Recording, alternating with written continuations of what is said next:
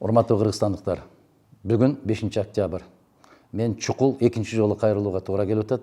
Себеп өлкөбүздүн башка аянты болгон Ала Тоо аянтында түзүлгөн кырдаал ар бир Кыргызстандын келечеги үчүн кайдыгер эмес караган саясатчыны дагы, инсанды дагы кайдыгер койбойт. Убакыт өткөн сайын эл көбөйүп, эл агылып, топтолуп баратат. Ошондуктан мен чукул кайрылууга мажбур болуп отурам. Кантип чыгуу керек азыркы түзүлгөн кырдаалдан? Эгерде 16 саясий партия шайлоого чыккан, алардын жетекчилери тез аранын ичинде бир жерде жыйналып, кеңешме өткөрүүбүз зарыл. Экинчиси, өлкөнүн жетекчисимин деген Жээнбеков 16 партиянын жетекчисин тийиштүү мамлекеттик органдардын жетекчиликтери менен биргеликте чукул арада кабыл кылып, кырдаалды талкуулашыбыз керек. Биз өзү өтүп кетет, биз билгенибизди кылабыз, каалагандай болот деген түркөйлүктү токтотушубуз керек. Бийликке кайрылам. Эгерде кандайдыр бир иш-аракеттер болуп кеткен болсо, анда бүтүндөй жоопкерчиликти азыркы бийликте турган азаматтар алат. Элдин каалоосу менен, элдин сабырдуулугу менен ойнобоңуздар. Ушул эле учурдан башка бир кандайдыр бир күчтөр дагы өзүнүн жеке кызыкчылыктарын көздөгөн болушу мүмкүн.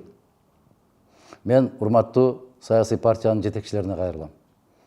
Тез аранын ичинде уюштуруу комитетин түзүшүбүз керек.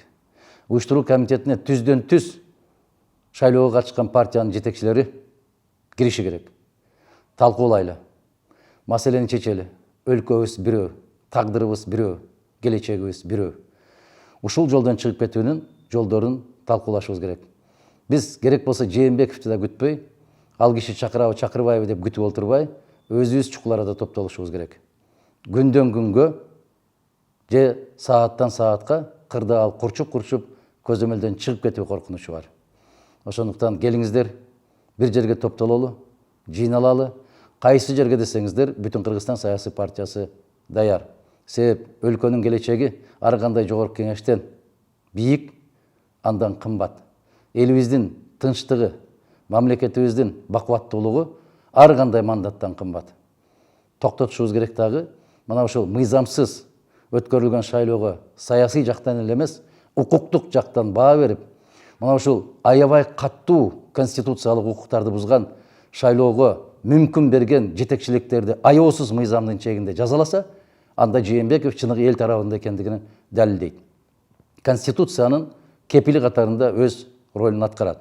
Эгерде кайдыгер болуп, сырттан туруп, кандай чечилип кетет экен деп турса, анда мамлекеттин, элдин алдындагы туруксуздугу, чыккынчылыгы катарында бааланышы керек. Кырдаал өтө курчуп баратат. Чукул арада топтолуп жыйналышыбыз керек. Акыл калчаңыздар. Менин сунушумду четке какпайт го деген ишеним менен.